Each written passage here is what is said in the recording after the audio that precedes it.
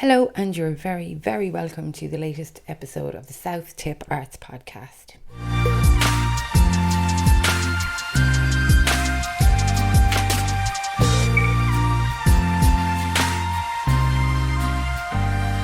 Well, as I speak, this year's Clonmel Junction Arts Festival has literally just come to a close. So firstly, congratulations to absolutely everybody involved with what has been a fantastic festival this year. And we wish them all now a really well-deserved break after all the work. As part of this year's visual arts programme for the Clonmel Junction Arts Festival, we've been lucky to have several exhibitions on around the town, between the group show at the Narrow Space here in Mitchell Street, Owen de Leicester's fantastic show at Tipperary Museum, and of course John Kennedy's This Will Be a Long Time Ago, which is still on at the Main Guard. Here at South Tipperary Arts Centre for the Junction Festival and of course beyond, we present Art, What Is It Good For? A social space which is guided by the question, how can we co-create a space with the public in Clonmel? It has been a work in progress for the duration of the festival and featured many encounters that stimulated discussion. We've had workshops, we've had discussion, we've had music, we've had printing, we've had canopy making. And all of this brought to us by collective Broken Fields, who are a multi-disciplinary collective made up of individual practitioners Louise Harrington, Enya Moore, Aideen Donovan and Shea. The collective brings together their experience, knowledge and practice from their fields of socially engaged art, architecture, community work, activism and research and writing. And on Saturday last, just before they kicked off a day of activities here at STAC, I had the opportunity to sit down with artist Kate O'Shea, one of the members of the collective, and I began by asking her how it all began. Kate O'Shea, you're so very welcome to the South Tip Arts Podcast. It's been great to have you here. You've been here for like a week now. I said to you day one, you came in, you brought music, you brought fun, you brought colour and just loads of energy to the place, and it's really, really lovely to see. So, Broken Fields, tell me how it all began. Thank you. Well, we've had the best time, and I will say it's just so nice getting to actually be in a real physical space together doing what we're doing, because a lot of we've obviously had to all work together online for a long time. So Broken Fields is a collective of 4 people, so Enya Moore, Aideen Donovan, Louise Harrington and myself, and we actually Broken Fields only came into being 6 months ago. Okay. Yeah. Do you think it was post-pandemic that sort of catalysed it all into? Well, I think more, I guess we've all been working together differently in different ways for a very long time. So me and Enya grew up together. Me and Aideen O'Donovan studied architecture together. And then me and Louise Harrington, through her work in the Cork Traveller Women's Network, worked in a big project that we actually all did together called Spare Room Art, Architecture, Activism, and with Eve Olney back in 2019. So basically we got asked last year to submit kind of a proposal for a space in Dublin, which got us thinking about, okay, let's actually create a collective that's focusing on making social spaces, and how do we create space for people to collectively make physical space together. And I was saying this morning that Broken Fields is born out of like our mother's kitchens, literally. So like none of us have studios or anywhere to work from. So when we started, we did our first residency was in my mother's house in Kerry. Fantastic. Yeah. And the second one was in the new year in Ballinspittle in Aideen's mom's house. And Ballinspittle, yeah. There's only one thing I know about Ballinspittle. Yeah, exactly. So I think, and the reason we kind of say that, tell that story as well, is because what is important about the space and creating social spaces is kind of, I guess, looking to the archives and where stuff comes from. So we kind of work off 3 main questions, which is where does it come from, who is it for, and how much is enough. So for us, it was like, okay, let's get a small collective together that can make a space, but the idea being that we then invite in loads of existing collaborators and projects and stuff. So it's not that everyone has to be collapsed into one collective. So it's like people have their autonomy and independence in an interconnected. There's distinctly different things going on, but yet at the same time at all. So maybe talk me around the space. So when you come in the door, you meet this lovely area of comfort and beanbags and cushions and lovely things, but they all with your gorgeous printed fabrics, which are digitally printed, some of them, aren't they? So this is very exciting for us because this is the first time we've gotten to like really lean into making soft furnishings. So when you come in first into the space, there's like 5 meter long hanging fabric prints, and the Broken Fields ones are made from basically us. When it's all like our handwriting and different ideas of what we wanted Broken Fields to be. And then we took one of those 5 meter fabric pieces, and Aideen's mom, Kathleen O'Donovan, she basically turned them into, I guess, giant cushions and poofs that like you could zip up and take off. And they're just like, she's like, her standard is very high, so it was great. But what we did was we put a call out to gather kind of recycled duvets and cushions, and we got loads of stuff. So it's all basically the digital printing that initially happened with the fabric would have been expensive, but all the materials used were free. And I guess that's a big thing in the space, is that just like showing that we're bringing together existing things and existing prints and existing, as well as little bits of new stuff, but mainly the fabric is made from work that has already existed. And for us, it's about making spaces that are comfortable, that people can actually hang out, be with the archive, be with each other, and spend time there. So I think it just changes it quite dramatically when you can sit on giant cushions. Oh, it really does. Look at this Annie work getting done in here. With all those cushions out there. The other thing that hits you really strongly when you come in the door are the people's history posters. So that's really special for me, because I guess, which happens, I think a lot of people relate to it. Sometimes you go very far away to find, I guess, your tribe or your like things that you're like, okay, that's actually what I'm interested in, before you find it back at home. And I guess I have obviously since found it back here, but first in terms of printmaking, I really looked to Just Seeds, who are activist printmakers in North America, Canada and Mexico. And Josh McPhee, who I work with a lot now, was kind of, I guess, a massive influence on my work, because I really was able to follow all these printmakers doing very clearly political activist work, when at the time when I was studying, print was very fine art print and had been kind of sanitized of politics in a lot of ways. It's changed again now. But he curates and organizes this series of posters called the Celebrate People's History posters. And I've had them for a long time, but this is actually the first time really that they've been like fully exhibited, which is really nice. And they're just people telling stories of struggles from all over the world in one poster. So it's they're so impactful and educational too, because like much of that stuff, like I've never heard of before, but like, and each time I walk past the wall, a different one kind of jumps out at me. So I'd like to, there's so much to see in here. Just to take you off track for a minute, you mentioned architecture first and then you mentioned print. Yes. You've done both. So no, I dropped out of architecture. So I only lasted a year and a half in architecture college, but that is where I met Aideen O'Donovan, which I think speaks to like even the things that are disasters in your life, you usually make good relationships out of them. There's always a reason. So now I sense I don't need to be an architect, but I like working with sound architects to make spaces. So that's why this collective is so nice, because it's like Aideen is a savage architect, space maker, landscape person, So like in the prints, even just because I guess a lot of the work that we're all interested in is obviously building worlds and alternatives to capitalism and different ways of seeing things, but just the skill that she has of even using like Rhino as her like way of 3D visualizing stuff, like even with planning this space that we were able to like actually pre-plan where everything would go. Those images were really blew my mind. I was like, oh my gosh.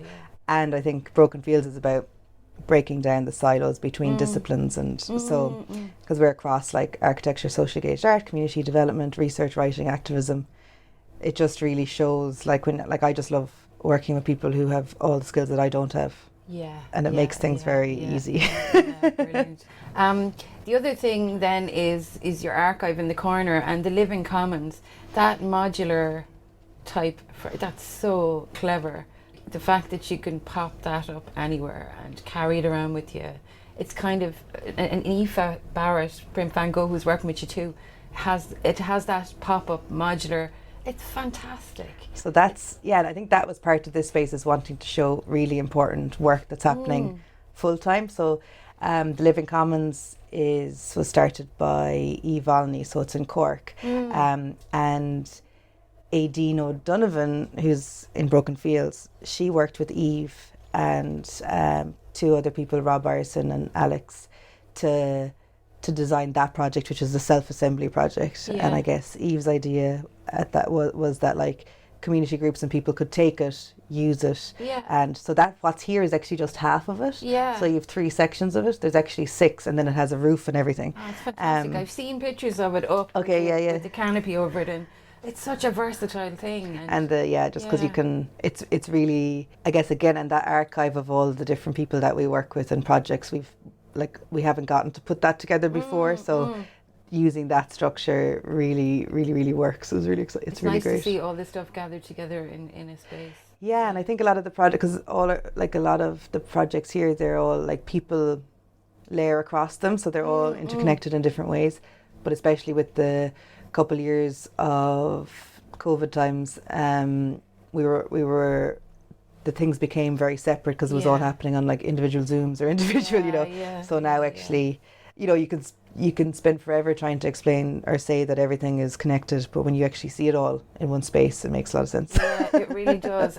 But it's like ripples of ripples and ripples, because one person is working with a different person over here, but it seems to work really well. That it's like, doing things in groups can sometimes be the most nightmare scenario ever, but it really, really works. But then again, I suppose that comes from the energy of all the kind of individual cogs in the wheels. And I think it's like the more you work collaboratively and the more you work on loads of things, you really, like for me, it's trust and friendship is the most important thing. So like obviously you have collaborative disasters over time, that's I did a newspaper on that. So but like now it's like, I think if things aren't running off ego, and you can be like, everyone can have their autonomous and independent projects that we can bring together, and I guess we've all the people that are connected in this, we've all worked together for a very long time, and you suss out who the sound people are, like it's the same in every in every walk of life. It's like stick with you, and it does come down to actually just working with people who have integrity, are sound, aren't dickheads. That's it. It's quite simple. Easy. So the whole reason you're here, Clonmel Junction Festival, because obviously that is kind of the reason for you all being here. So as the visual art aspect of the main visual art aspect of the festival, and as part of that, both last week and this week, today, just as we speak now, you're about to launch into your second day of, should we call them art happenings? Or there's printing, there's music, there's discussion, there's a big soup of stuff is happening. So Aoife Barrett's out there now with the Tuam Herald archive of poster type, which we are really lucky to get to work with through the Creative Places Tuam work that we do.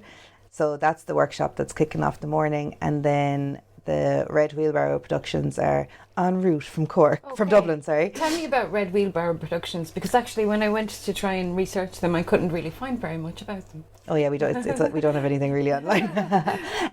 So Red Wheelbarrow Productions is an amazing group that I was really lucky to get to join when I worked in Dublin 8 the last couple of years, and it's Dr. Kieran Smith, who's from Vagabond Reviews. There's John Bissett, who I work with a lot, who wrote the book It's Not Where You Live, It's How You Live, which we'll be talking about as well later.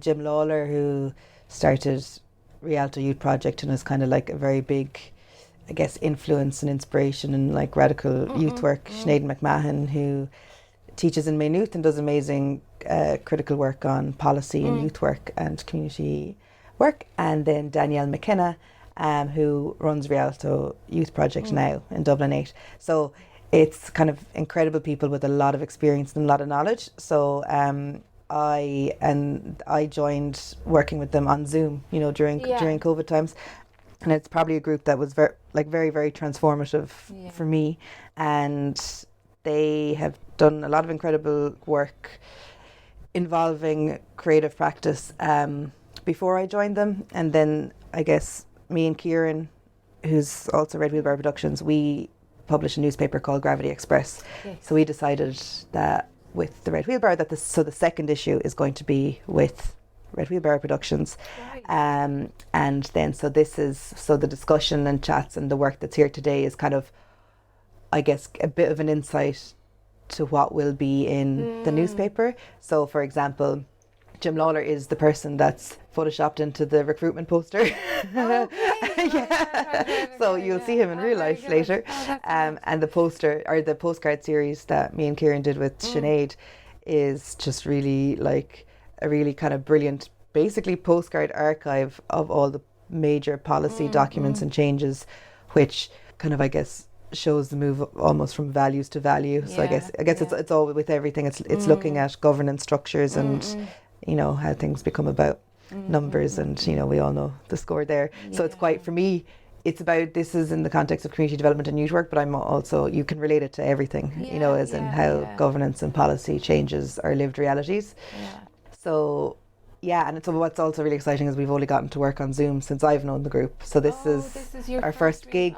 Excellent. Our first in the flesh gig, and they're all just savage. Wow. And then afterwards, Pádraig Stevens from Tuam, who's an amazing, very well known songwriter, lovely legend, and Siobhan Kavanagh, who I work with a lot, who's an incredible musician slash composer slash everything. So they're going to respond to the whole space through making us up a song that's going to happen at the end of the day. That's great. And Enya Moore, who's part of the group, has also been writing in residence, so I think she might read us some of what she's been writing about what's been happening fantastic. As well. So what is your hope for the overall, this project here in this space, which will go on after the festival?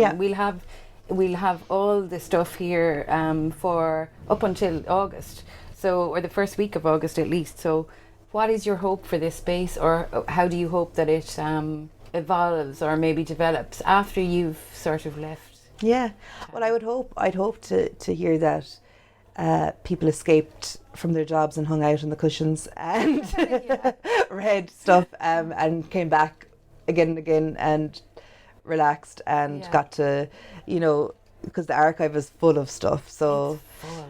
And I think it's like Enya said when we were on Tip FM, she was saying that it's also just to see that all this kind of work is happening everywhere, and that it's not that anything new needs to ever really happen. It's more, we just need more spaces that bring the things together. Absolutely, so I think it's like there's so much in the space of different kinds of work that people have done. Like, it's very hard not to see yourself in some of it and see that. Absolutely, 100%. And it's very hard, no matter I'm working in here obviously, and I have my things to do every day, but it's so hard to walk through that space and not stop and ponder and pick up a book or something different is grabbing your attention every time you walk past, whether it be colours or the lovely stamps and things that are there to be played with. And also for people to just come in and play. And there's stamps and stencil making and stuff that people are doing all the time, and there's a collective wall that actually people have been doing so well it's already full, so you can just keep layering it.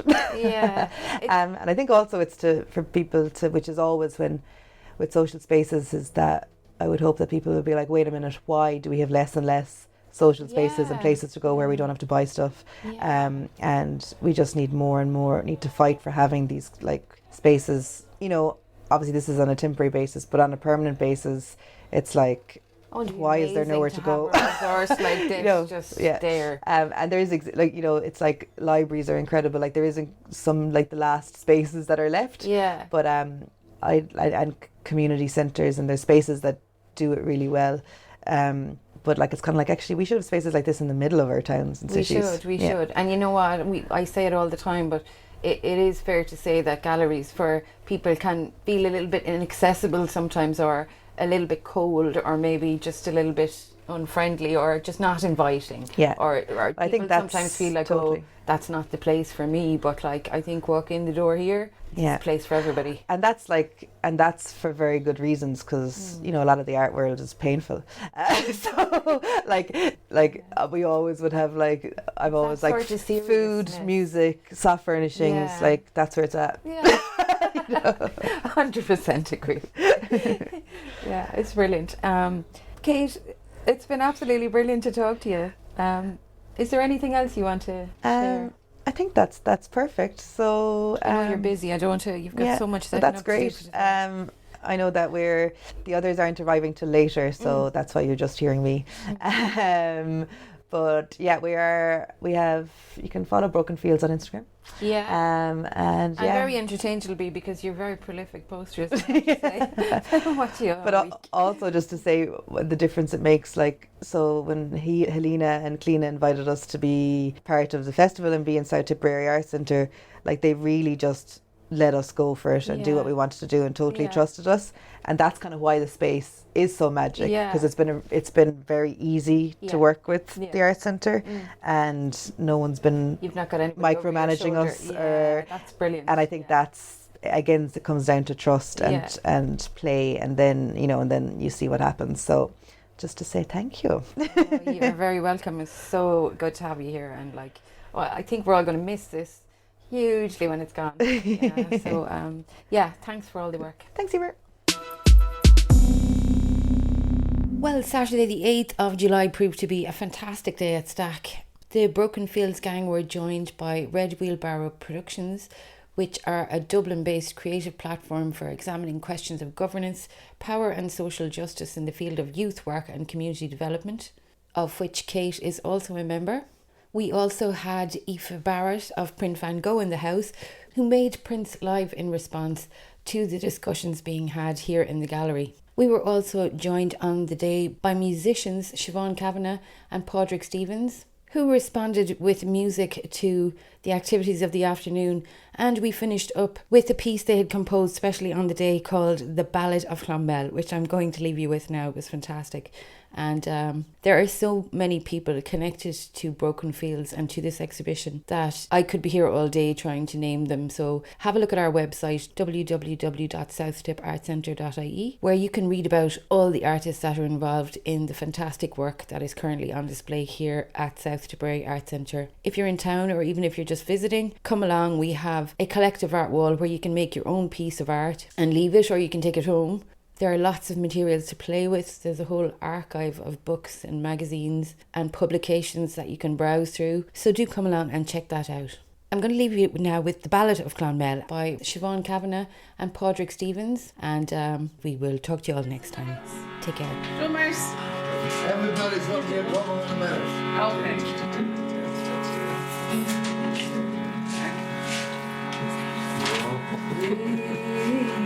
Gathered in the summer in the Tipperary town, as the apples of abundance wave the orchard branches down. We came out of our cities to the slopes of Schneefnamon to try to save the future for the war before it's gone.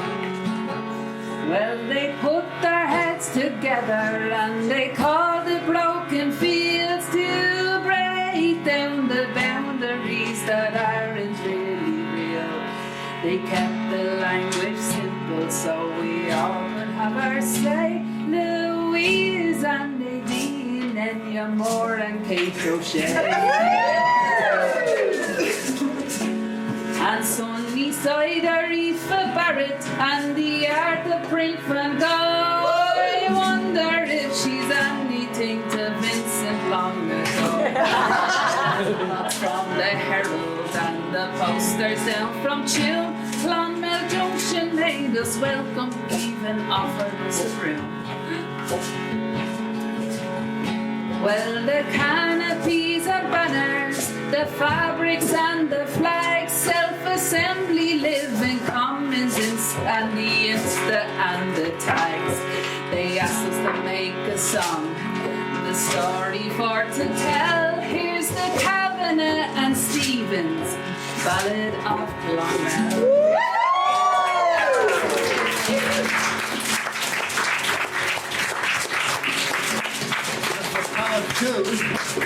Well, let me sing to you a ditty about all those who dwell in a place that's filled with dreamers drinking from the poisoned well. Now here's a song for the weary and a word out to the wise. The barriers that entrap us can be fractured and downsized. Oh, there's a din in the city, the stench is getting worse. You can lose yourself in nonsense, sure it's not worth half the course. Where the rich are getting richer and the people are getting wise to the tuberties and the orphanies, filthy web of lies. So if you're looking for a place to hide, reverse your misery, welcome down to the hope that they call the broken fields. You'll get a pen, a page, an ink block to battle out your words. Come along, I says, come along, I says. Sure, there's plenty more verse.